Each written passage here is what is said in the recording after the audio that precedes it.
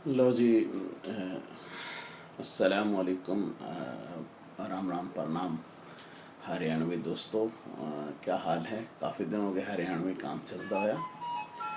तो रात डिस्कशन हो रही थी एक दोस्त के साथ, तो वो कह रहे थे कि राव भाई जो है आप कुछ उर्दू में भी हमें कुछ चीज़ सुनाओ। तो आज आपके वास्ते है मुलाहिज़ा हो। एक गज़ल है, वो गुनगुना के आप लोगों को सुनाता हूँ। तुम तो कहते हो कोई प्यार का सौदा ही नहीं है, आज वो दौर है कि भाई का भाई नहीं है। फितरतें सानिया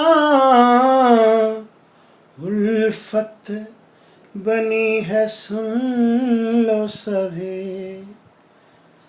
फितरतें सानिया उल्फत बनी है, सुन लो सभी। ज़ख़ारे दर्द है ये, ज़ख़ारे दर्द है ये, दिल की रोशनाई नहीं है। तुम तो कहते हो कोई प्यार का सौदा ही नहीं है, आज वो दौर है कि भाई का भाई नहीं है। वस्सलाम जी।